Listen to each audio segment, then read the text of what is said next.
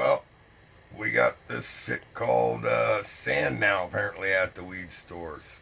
It's like fucking powder. Nobody seems to know how to fix it, and I just got pretty much dared to.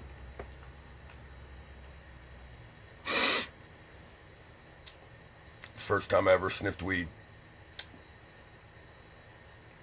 Tastes like weed. Not bad. Peace, my freaks.